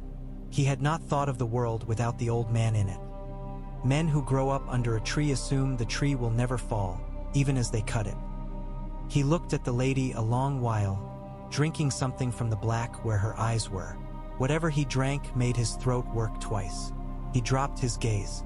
"Give me a pen," he said. His voice had gone small and round, like a marble. Tom took the pen out of his pack with a flourish he did not feel. He helped the man rest the paper on a flat stone and dabbed the nib, and the river wind snatched and tugged, and the letter began. Words like duty and blood and safe conduct, the sort of words men use when they think they can put iron around human hunger simply by saying stop. Ryman's hand shook at first, then steadied, then shook again when the lady stepped a foot closer, and he could feel the cold coming off her like a fog from water in moonlight. When it was done, when the letters had dried like scabs, when the seal had taken the impressed trout they had brought for just such a sacrilege, Arya said, "Now we hang him." Thuras turned his head. Not a protest, a listening, as if he had heard something in the words that was not the words. They strung Ryman from a tree that had seen kings feast and kings fall. The wind sent his body tapping gently at the trunk. His tongue put itself out of his mouth with that obscene helplessness that always made Arya hate the body a little. Lem took the hat and hung it on a lower branch. "To keep him from sun," he said, and the men laughed at the wrongness the way you laugh when a dog farts at a lord's table. They sent the letter with a man who had walked the twins' gate before and was not afraid of walls. They sent with him the singer with the pierced calf. His harp returned, a new song in his mouth whether he wanted it or not. They sent the girl with the red scarf to Smallwood lands where hands were gentle and eyes were shrewd, because letting a girl choose to live is also war. They sent word to 𝒐𝒔 by a different path because paper says what men want it to say and messengers say what rivers will reward. Jaime Lannister came a day later than he had said, which is to say he came the exact day a man like him would come when he meant to keep his word and also to keep his skin. He wore a white cloak that had seen better hands. The golden thing at his wrist caught the half-sun where it broke through cloud. He had 4 men with him, quiet, watchful men, not eager. Brienne stepped from the trees when he reached the ring, and he looked at her, and something very complex moved across his face and was gone. "This is an ill place for oaths," he said, looking at the old stones, at the trees, at the river beyond that made its constant careless sound. "But perhaps that is well. Oaths spoken in fine halls have a way of becoming lies more gracefully." The lady stepped forward. Jaime did not kneel. He bowed enough to count. His mouth opened. He closed it again and looked to Brienne, then to Arya, and then back to that hood with its darkness. "I remember you," he said at last, very low, a man speaking to a grave when no one else hears. "At a window draped with ivy. You were angry because your boy would follow a wolf into a wood. You asked me if I had children. I told you no." He touched the gold thing at his wrist as if to prove a point no one else would hear. "I have none still." The lady did not move. 𝒂𝒏 stood away, as if the air near these two hurt him in a way wine could not soften.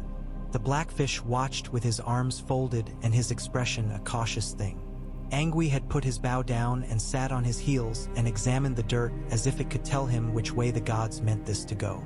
"Your men cut my son to pieces," Jaime said, and his voice stayed steady at a cost that showed in his jaw. "Your men killed mine." He flicked his head toward a man whose ear had the ragged look of a sword's bad temper. "They hang my kin from trees and call it justice. I have hung men for less. We can trade sorrows until the river runs backward, and we will still be standing here because neither of us is poor in that coin. Tell me what moves you now." The lady's breath scraped. It sounded like something drawn up through a grate clogged with leaves. She lifted her hand and then another inch, and you could feel how much it cost to lift anything with those hands. Jaime straightened, as if she had knocked his spine with a stick. "Bring them out," he said into the air that could have been a church's or a gallows yard's. "Bring Freys into your net. Trade them for children and old men. I'll ride with your letter to the old weasel if you like and see it pushed into a bony hand. He will not yield while breath sits in him. It is not the sort of man he is, but men around him want to live. Make them want to live enough to let others do it." He touched his gold, his ruin, and did not let his voice break. "Do not ask me to give you my throat. It buys nothing. It is only food for crows." Lem took a step, face gone red in the way rage makes men ridiculous. Arya moved without thinking.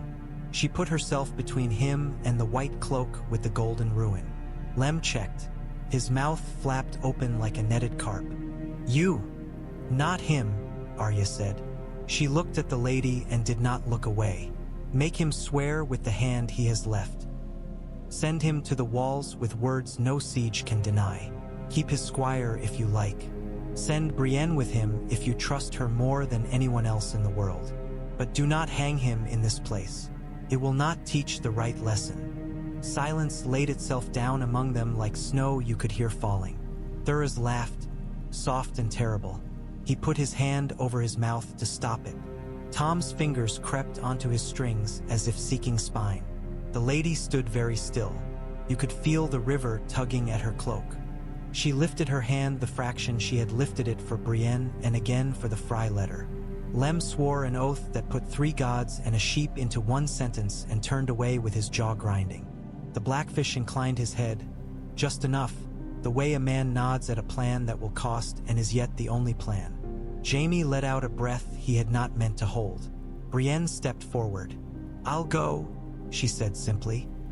"You will come back," the lady rasped, each word costing, both a command and a curse and a prayer. Brienne bowed her head. "If the river does not take me," she said. Arya slept little before dawn. Nymeria's fur was coarse on her cheek and her breath good as any blessing.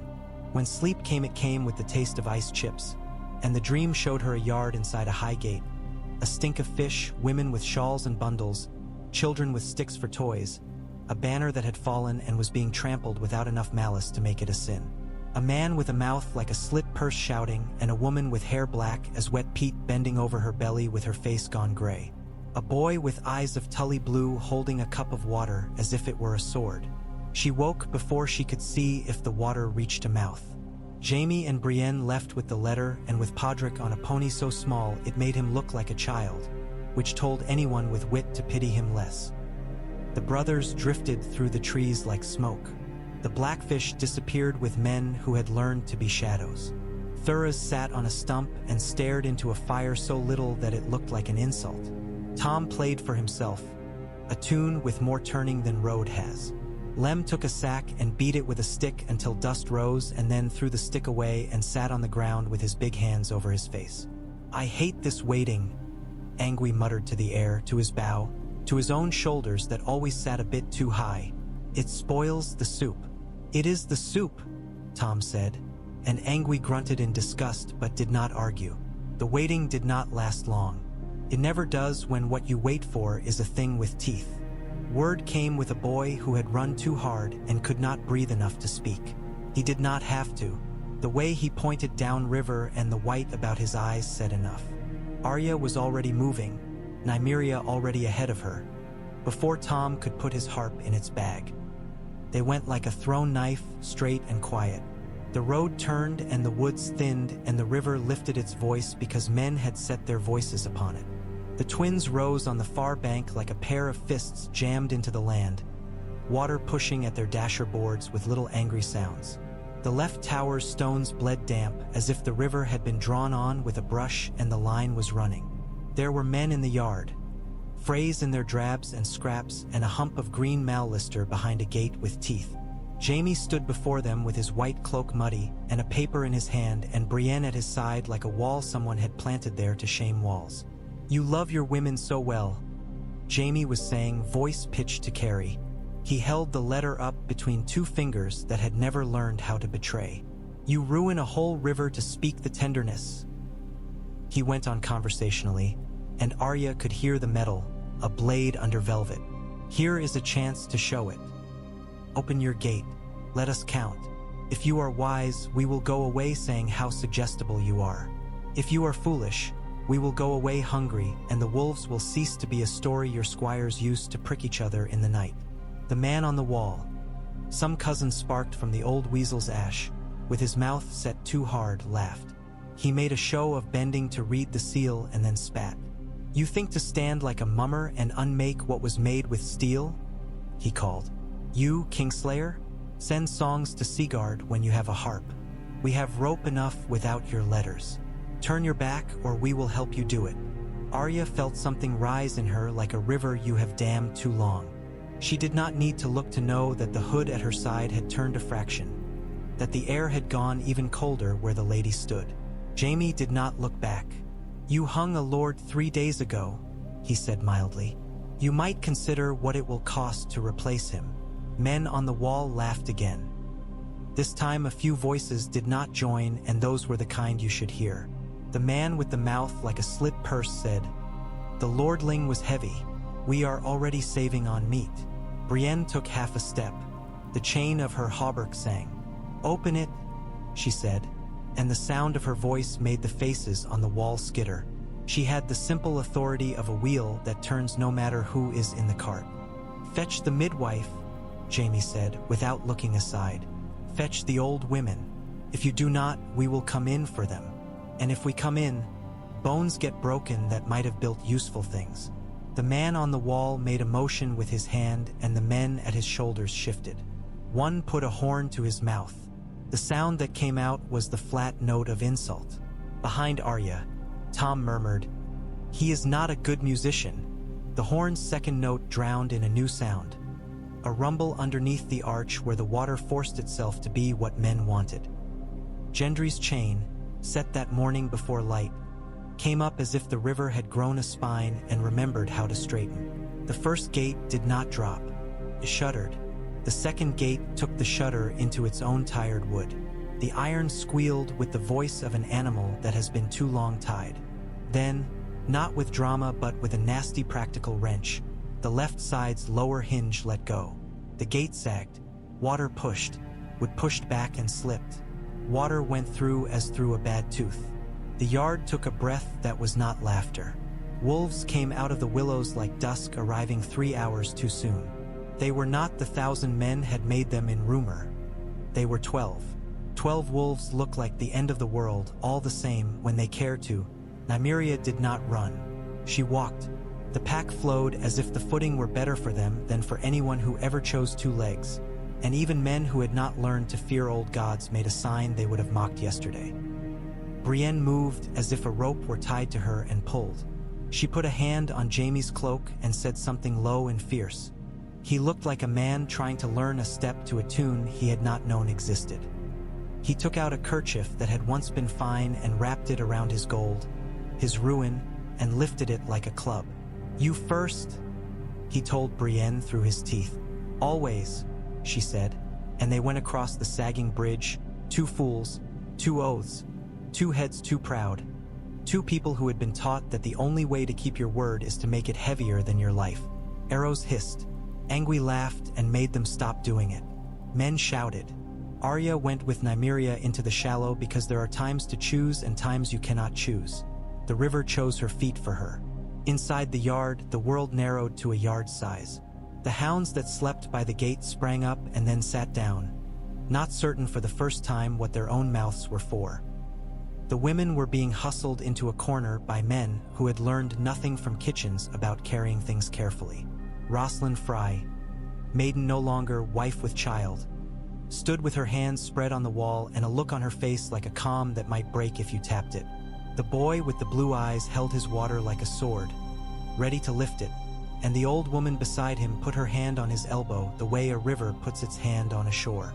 Jaime called something that had peace inside it, and then men forgot every word they had ever learned, and steel spoke its easy, strong language. Arya moved through men like a fish through weed. She cut what needed cutting and walked past what did not. She kept one eye for where Rosalind stood and one for where Podrick had gone and one for where Brienne's sword fell, though no one has 3 eyes, even in the old songs. She felt the lady's gaze like cold on her nape and knew that somewhere in this yard a rope waited for someone who chose wrong. In the end, it was not a song. It was a handful of bad seconds strung together, each of which could have broken if pulled. A man slipped in the flood water that had pushed through from the river and fell onto his own blade. A woman screamed once and then very softly as if learning something private. A boy dropped his cup and cried as if it had been a sword after all and he had lost it. Brienne struck the horn from a mouth and the man blinked at the blood on his lip as if it were rain and then sat down very slowly.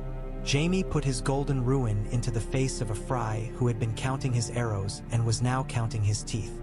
The gate creaked, complained, and then settled into a position that was not quite open and not quite closed and would, the river promised, be less closed each time anyone looked away. They got them out. Not all. Not enough. But they got them out. The old women and the midwife for children, 7 women, 2 men with too many years to fight, Rosalind herself with her hands in her belly as if to hold something up from underneath that wanted down, and a boy with blue eyes and water on his boots and a little piece of stubborn in his mouth. Arya stood with Nymeria in the square below the gates while the wolves drew a circle no one stepped into and the lady came forward with water in a wooden cup that might once have sat on a Winterfell shelf for someone with a cold. Rosalind drank. She looked over the cup's rim at the hood and you could not see whether she knew what face was behind it. Old women always know. Young women sometimes choose not to. I had thought to see kinder eyes if old eyes met me, she whispered, and the lady's hand trembled on the cup and steadied. The man on the wall had stopped shouting. He stood with both hands on the stone, staring down as if the yard had reneged on a bargain. The river muttered to itself about the hinge it would have next time. Angui leaned against the base of the tower and whistled between his teeth a tune that wanted words. Tom put his harp down and rubbed his hands hard on his knees as if blood could be gotten out of them that way. Lem sat with his back against a barrel and watched Jaime and spit into the flood. The blackfish came out of a shadow that had not been big enough to hide him. He looked at the gate, at the women, at his niece by marriage, at the boy. He nodded once and did not let his mouth do anything foolish. "Seagard will take them," he said. "Jason Mallister has a soul even where his pride sits. He will keep a promise if it is a proper shape, even if it was made by men who wear mud. He will feed this child who will be the river's next habit. He touched Rosalind's wrist and she flinched and then did not. Jamie stood with water to his calves and a scratch along his cheekbone where a man's ring had taught him about jewels. He looked at the lady as a student looks at a teacher whose subject is grief. "Will you hang me now?"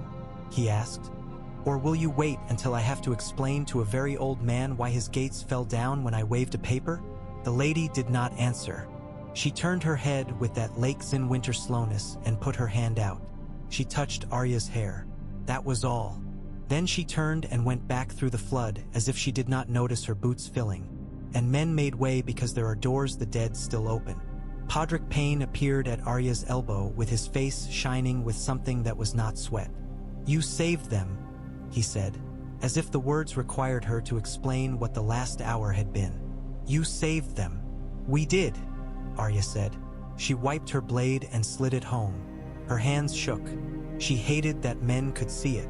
Nymeria leaned harder, an oak that a girl can borrow. They went upriver with their rescued behind them and the smell of flood in their clothes. The wolves ranged the banks and kept the curious at a distance. The blackfish set a pace that did not kill old women and still made distance. And Jamie trudged with his white cloak now gray and heavy and said nothing snotty for a whole morning, which might have astonished a choir of septons if they had been there to witness. At Seaguard, Mal-Lister men in their sea blue came down from the walls with tight mouths and decent hands. Jason Mal-Lister himself met them below the steps. His dignity fitted to him as well as his mail. He looked at the lady for one long heartbeat, and whatever he saw there made his lips thin and his eyes warm. "We do not say prayers for what we cannot name," he said carefully, as if to himself, "but we keep a place for it at table." He bowed without humility and without mockery and took Rosalind into his house with the carefulness of a man carrying a loaf from an oven while children stand watching.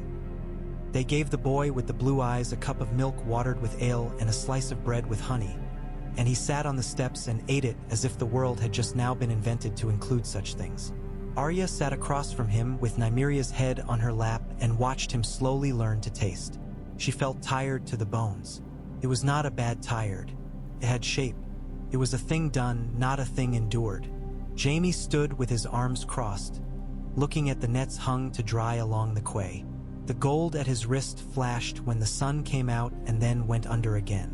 Brienne stood near him, taller by a hand, both of them saying nothing out loud and a bouquet of words turning between them. Lem cleaned his nails with a knife and sang a verse under his breath that made Angui snort and Tom groan in theatrical despair. Thuras had found a cup and filled it and was not drinking from it. He held it and watched the way the ale walked the sides when you moved it. The lady was nowhere in sight. Sometimes she went away like that, into places that were not woods and were not rooms and were not things Arya could follow. When evening put its fingers into the water and took out a little pink, Jason Mal-Lister came back and bowed again and said, "I will put them in my hall and set men at my door and take the letter to the Lord Regent, with additions as needful. The Trident will be told a thing today that it has not been told in a year, that someone made a river move that should not have moved, and that the consequence was bread." The blackfish nodded, weary and satisfied the way men are when their gamble pays just enough to play another round. "That is all we wanted to hear," he said. Jamie threw his head back and laughed, sudden and very human. He had a good laugh when he remembered where he'd been allowed to keep it. "Is it?" he asked no one and everyone. "Is that all we ever want to hear?" Brienne did not smile, because her mouth had not learned to, but her eyes softened a fraction. They went back into the riverlands, whose ribs showed even in the spring. The chain lay like a thing tired across the shallows where they had left it. Gendry rolled it into coils and stacked it by the tree with a carefulness that made Angui shake his head and mutter about men who love iron like wives. Tom tuned and sang the song he had been making under his breath for 2 days. It had no name, but it had a river in it and the weight of a gate, and it knew when to be quiet without meanness. "Is it done?" Podrick asked, hanging awkwardly on the edge of where men sat because boys never know quite where to put their bodies when they are not fighting or sleeping. "Some things do not do," Arya said, and surprised herself with the shape of it. "They keep happening. Until you stop them, and then they happened somewhere else, changed clothes. She tossed the last of her bread to a fox that had taken to sitting near the camp and watching with an expression that made her think of Tyrion Lannister, though she had not spoken to Tyrion more than a handful of words. You remember men by foxes. The world made these jokes with itself. At the hollow hill, the lady came to the fire and stood like a shadow that had learned to be a person. She looked at Arya a long time and then reached. Arya came without thinking. The lady's hand, stiff, cold, a soldier's without warmth, touched her cheek. Her mouth moved around a word. It was not mother. It was not Arya. It might have been child. It might have been winter. It might have been forgive. Or perhaps the sound meant all three, and the river had learned a new language. After that, the Brotherhood moved like they had a map inside their heads and someone's hand on the corner keeping it from flapping. Men still hanged. Men still begged to be allowed to live, and sometimes were not. The Freys counted their sons in the evenings and did not sleep. The Lannister who wore a white cloak looked west across the green country and thought of what he had chosen. And the woman who wore a knight's sword rode further than men thought any woman could and did not break. The blackfish went along the little streams with a face like stone and made small things happen that would add up to a new river, someday when men were not watching. Gendry made a plow for a woman who had lost 2 sons, and when she set it to earth in the first field that had seen a cow in 2 years, she wept in that quiet way that tells you it is the right kind of crying. Tom made a song that no one heard all the way through twice the same way because he changed it as the world stood up and sat down. Angui shot a goose out of the air without looking and laughed, as if that made up for some wickedness the day had tried. Arya went at night into the willows and lay along Nymeria's side and felt the world's great turning. Sleep took her softly more often than it took her hard. The dreams were not always blood. Sometimes she dreamed of the kitchen at Winterfell and her hand in a bowl of oats and her mother's voice far off, reading, and a smell of smoke that meant comfort.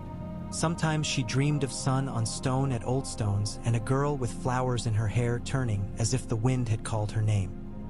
Sometimes she dreamed of Sansa's long hair and the way it had tricked light when they were very small and had not yet learned that hair can be a banner. She did not go north yet.